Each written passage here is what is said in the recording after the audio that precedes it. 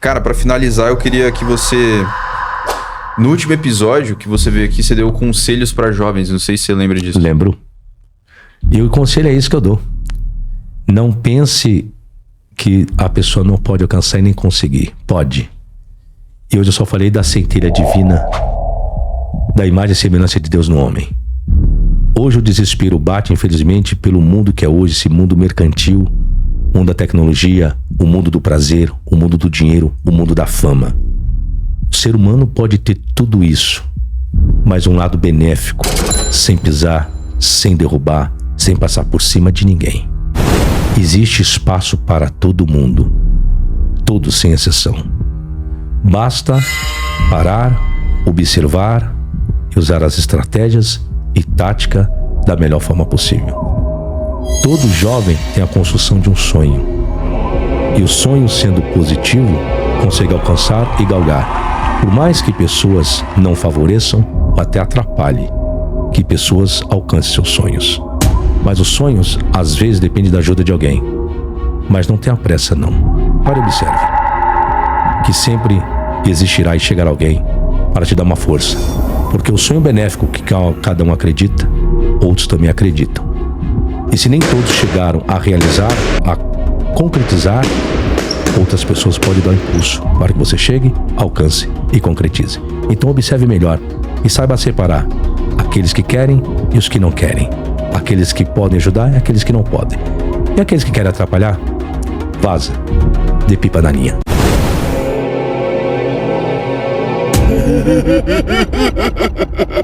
Pensa numa sensação de arrepio, que não é só imaginário, mas que faz teu coração bater mais forte, igual quando você passa por um beco escuro sem saber o que pode aparecer. É esse clima misterioso, esse clima de incerteza que te faz tremer, que toma conta da gente quando abrimos a porta de um casarão abandonado. E foi exatamente nesse clima que a gente se jogou hoje, entrando com tudo no mundo das ideias e no terror silencioso das teologias meia-boca. Pai, puxando esse gancho da exegese de novo aí, eu queria hoje, saber se nesse corte cabuloso do podcast do Cauê Santos, Bíblia, o cara que tem coragem de cutucar o sistema Jesus e trazer o papo Deus. reto, o lance é tenso. Será que a exegese bíblica prova que Jesus é Deus? Cauê, com a mente afiada e sem medo de espantar os fantasmas dos dogmas, lança essa pergunta que já define o tom. Vai ser um mergulho sem volta no universo onde a verdade tem mais camadas que conto de histórias de terror. Você vai fazer exegese para ter os Deus apenas no Evangelho de João. E quem está no centro dessa parada? O professor Fábio Sabino. Se você ainda não manja quem é esse cara, se liga, o Sabino não é um desses pregadorzinhos de boteco que só repete o que a gente está acostumado a ouvir. O professor é o cara que junta estudo sério, conhecimento profundo do grego, do hebraico e da Bíblia, e desmonta, palavra por palavra, toda a ideia de que Jesus é Deus absoluto. O Sabino vem com aquela frieza de quem já viu muito truque de mágica teológica. Ele pega aquele famoso trecho. No princípio era o Verbo. O Verbo estava com Deus e o Verbo era Deus. E, com precisão cirúrgica, mostra que essa brincadeira tem mais de uma pegadinha. Se o Verbo estava com Deus, mano, então não pode ser o mesmo Deus, não. É um case de enoteísmo, não de monoteísmo. E isso é uma bomba mesmo para toda a teologia que a gente ouve por aí. Se você aí que ainda está na dúvida, não conhece de fato o trabalho do professor Fábio Sabino, se liga, esse corte é só uma amostra da quantidade de luz que ele joga na escuridão dos mitos. Então se prepara, porque a parada hoje é intensa, polêmica e com uma pegada que só o Cauê Santos e o Sabino sabem trazer. Sem mais delongas, meu parceiro. Vamos lá, liga essa mente, respeita o saber e vem conferir esse vídeo.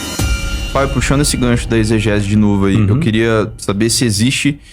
Se a gente fizer a exegese ali na Bíblia, a gente pode concluir que Jesus era Deus? Não. Você vai fazer exegese para ter Jesus Deus apenas no Evangelho de João. Porque a característica do Evangelho de João, já dentro do seu prólogo, é dessa forma, é provar em todo o seu livro que Jesus era Deus. Ele já inicia dizendo, no princípio era o Verbo estava com Deus e o Verbo era Deus. É o único, dentre os evangelhos, que vai trazer a característica de querer provar a tal divindade de Jesus, é o Evangelho de João. Então você já tem que isso... Não... E o Atos ali que a gente mostrou, que ele foi pro céu? Não, ali você tem uma construção mitológica, é característica de um grego que escreve para um grego. É uma construção lendária, mitológica. Isso não quer dizer que ele é Deus. Entende? Ele está subindo para quem? Para o Deus dele, para o Pai dele. Entendi. É uma construção não necessariamente mitológica. falando dele. Não dele. Agora você pegar o prólogo do Evangelho de João, no princípio era o Verbo. O Verbo, outro problema, estava com Deus. E o Verbo era Deus. Aí o que você tem? Você tem a construção enoteísta aí, não mono, viu? Esse é outro problema que ninguém para prestar atenção. No princípio era o Verbo. O Verbo estava com. Olha o detalhe. O Verbo estava. Se ele estava no céu, beleza. No princípio era o Verbo estava na eternidade e o Verbo é Deus. É uma forma de construção. Olha o detalhe agora, a preposição com. Peguem para mim, por favor, Evangelho de João, capítulo 1. Vamos analisar isso no português. Olha aí a pessoa, não, mas isso aqui é monoteísmo. Não, isso não é monoteísmo nunca. Isso é enoteísmo. Evangelho de João. Isso, Nossa, aí. apareceu, bicho. Olha aí, ó. No princípio era o Verbo. Olha lá, o Verbo era Deus. Se eu não tivesse essa expressão, ó, e o Verbo estava com Deus, coloca assim, ó. No princípio era o Verbo, e o Verbo era Deus. Se tivesse a construção dessa forma, beleza. Estou dizendo que unicamente que Jesus é Deus absoluto. Absoluto. Mas a partir do momento que eu tenho, no princípio era o Verbo, vírgula, o Verbo estava com Deus. Por que verbo tá escrito com letra maiúscula, cara? Porque aí a tendenciosidade que ele quer colocar, que aí já era divino verbo. Em arrei rologos, cai rologos em prostonteon, cai teos em rologos. Então no princípio era o verbo estava com Deus. Então ele já estava com alguém. E o verbo era Deus. Ele não é Deus absoluto e único, por quê? Porque ele já estava com alguém. E quem é esse alguém com quem ele estava? Era Deus. Então se eu colocar que Jesus é Deus, eu estou trabalhando com enoteísmo aí. Porque ele estava com outro Deus. E esse outro Deus o qual ele estava não era ele próprio. Porque se é ele próprio, ele não pode estar com outro. Ele não pode estar com ninguém se ele é absoluto. Olha o problema aí agora. No princípio era o Verbo. O Verbo estava com Deus. E o Verbo era Deus. O Verbo era Deus, só que ele estava com outro alguém. Então Jesus não é Deus absoluto. Porque ele estava com outro alguém. Que era também uma divindade. Que era o pai dele. Ele estava, olha lá, no princípio com Deus. Novamente. Ele estava no princípio e ele é Deus. É uma construção de uma forma. Agora, ele estava no princípio com alguém. Esse alguém é o Deus dele. Todas as coisas foram feitas por ele. E sem ele, nada do que foi feito se fez. Nele estava a vida. E a vida era a luz dos homens.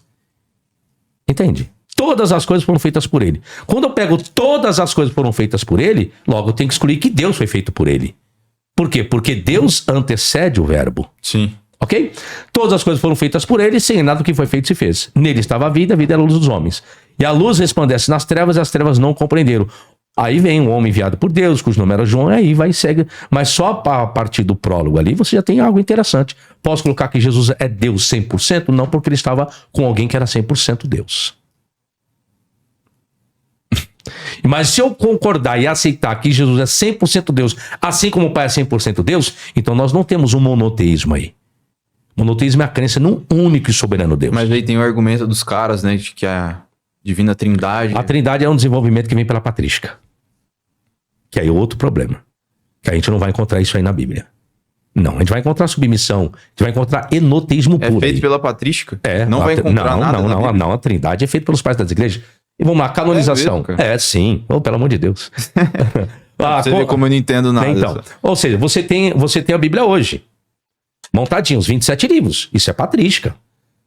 Não existia o cânon formado nesse período. Primeiro, segundo século, não. Isso vem depois. Então você tem livros avulsos. Não tinha negócio de inspiração. Esquece isso. É o que cada um gostava. Ah, eu gostei desse livro, vou copiar. E fazia cópia. Ninguém tinha uma preocupação. Exemplo, vamos supor aqui.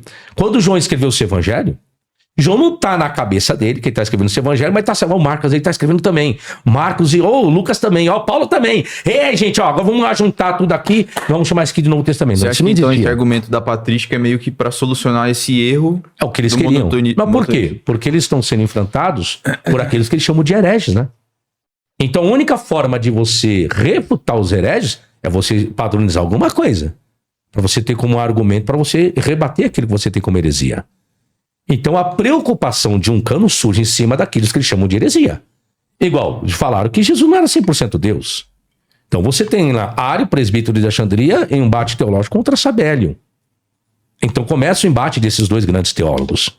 Então você tem aqueles que aderiram à teologia de Sabélio e aqueles que aderiram à teologia de Ário. Então você estabelece e padroniza um conceito, igual o Marcião, teve lutas, embates com grandes outros. Você tem vários. Os epicureus também que surgiram com as suas teologias, os gnósticos que surgiram com as suas teorias e teologias também. Nós temos um livro do Apocalipse. Os debates teológicos, mas esse debate teológico já era dentro do primeiro século? Possa ser que surgiu dentro do primeiro século, pós-destruição, porque você tem já a preocupação dos debates teológicos. E debates teológicos você precisa montar concílios para isso.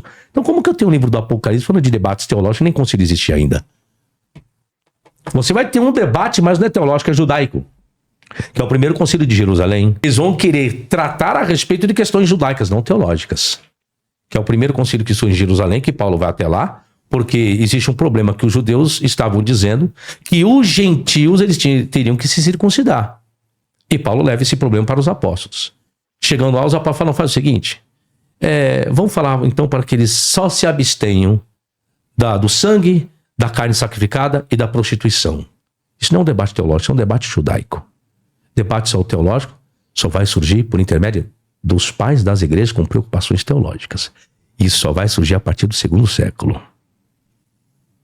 E logo então a Bíblia é formada quando? A canonização é no 3º século. Uhum. Então a separação de livros daquilo que eu acho que é bom para mim debater teologicamente com você, é no 2º século. Então ninguém tinha ideia de um cânon formado no 1º século, não. Então como que eu vou dizer, não, porque Mateus escreveu esse evangelho, Marcos e Lucas no 1º século, porque já dá batida. Não, meu filho, pelo amor de Deus, aí tem que estudar muito, né, pai? Bom, pessoal, depois de assistir esse corte absurdo, é difícil sair igual, né? O que o professor Fábio Sabino trouxe aqui não é pouca coisa, é pedrada mesmo. É o tipo de conteúdo que sacode a mente, que obriga a gente a pensar, a questionar, a parar de engolir tudo que falam por aí como se fosse verdade absoluta. E é justamente por isso que o canal de cortes dele existe, para jogar luz nesse monte de sombra que empurraram pra cima da gente. Então, se você curte esse tipo de análise, esse jeito direto, sem enrolação, sem puxar saco de dogma nenhum, já cola lá no canal de cortes do Sabino, se inscreve, ativa o sininho e espalha isso pra geral. Esse canal é um verdadeiro centro de resistência contra a lavagem cerebral religiosa. E não posso deixar de falar do Cauê Santos também, né? O cara abriu o espaço, fez as perguntas certas, cutucou onde muita gente tem medo de mexer. O podcast dele é tipo um ringue sagrado, onde a fé cega toma soco de realidade. É ali que a treta boa acontece. Aquela treta que constrói, que liberta, que faz a gente sair do automático. Então, se você ainda não conhece o podcast do Cauê, tá vacilando. Vai lá conferir, porque tem muita coisa boa vindo por aí. E esse papo com o Sabino foi só a ponta do iceberg. Agora, se você curtiu esse conteúdo, não fica só no like não, pô. Comenta, compartilha, manda no grupo da família, joga no grupo do Zap que vive mandando corrente de oração. Mostra que existe outro jeito de enxergar o mundo. A gente precisa espalhar esse tipo de reflexão, porque a ignorância já teve tempo demais no palco. Tá na hora de virar o jogo. E cada pessoa que se inscreve, que comenta, que compartilha, tá ajudando a construir esse movimento. É assim que a gente cresce. É assim que a dúvida e o pensamento crítico vai furando a bolha. Então valeu demais pra quem ficou até o final. Valeu mesmo. Tamo junto nessa caminhada aí por mais lucidez, mais coragem e menos papo furado. Até o próximo vídeo.